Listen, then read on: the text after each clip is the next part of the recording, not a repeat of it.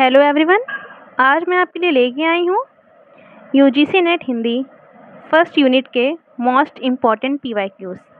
तो हमारा पहला क्वेश्चन है, संविधान के किस अनुच्छेद में देवनागरी लिपि में लिखित हिंदी को संघ की राजभाषा घोषित किया गया है? तो अनुच्छेद 343। दूसरा क्वेश्चन है, भारतेंदु के अनुसार हिंदी नई चाल में कब ढली? 1873। भारतीय संविधान के किन अनुच्छेदों में राजभाषा संबंधी प्रावधानों का उल्लेख है? 343 से 351 में। निम्नलिखित में से कौन सी सघोष महाप्राण ध्वनि है?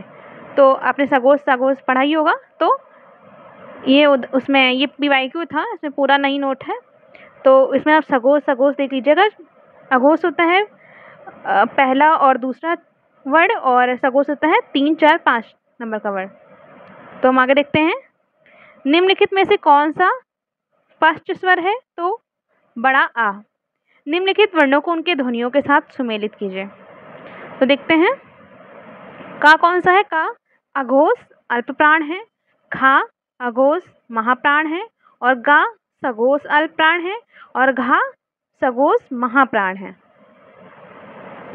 हिंदी के भाषाविदों को उनके ग्रंथों के साथ सुमेलित कीजिए।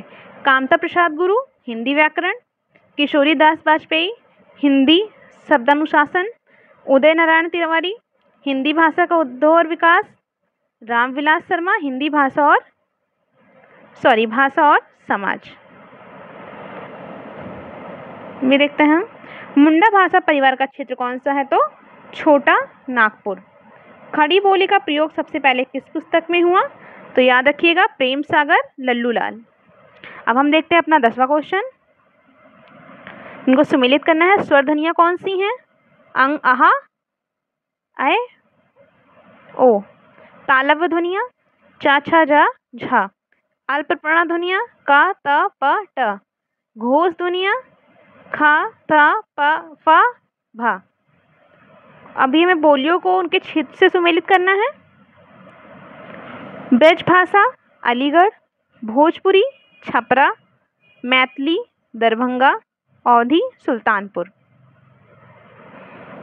भारतीय भाषाओं को भारतीय संविधान की किस अनुसूची में शामिल किया गया है? अष्टम सूची में शामिल किया गया है।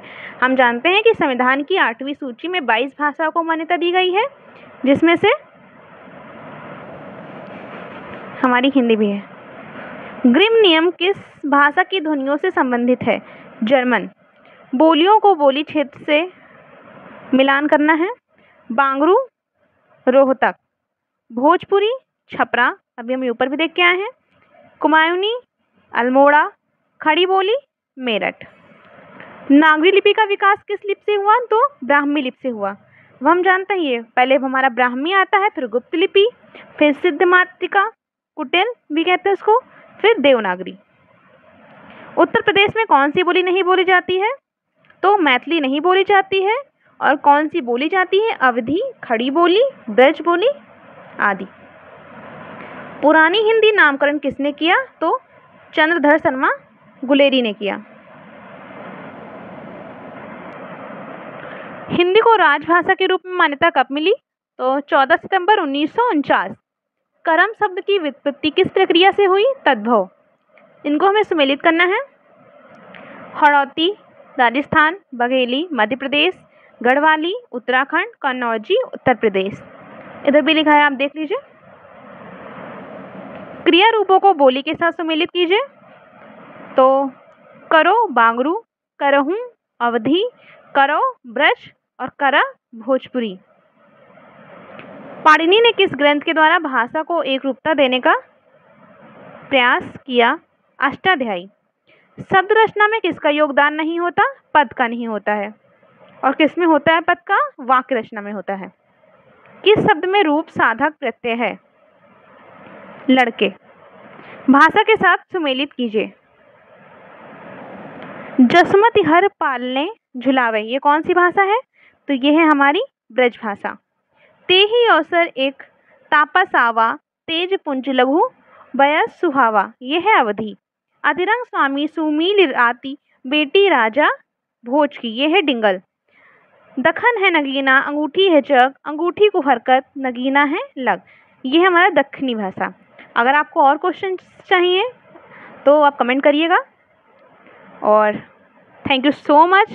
चैनल सब्सक्राइब कर लीजिए ताकि आगे आपको वीडियो मिलती रहे।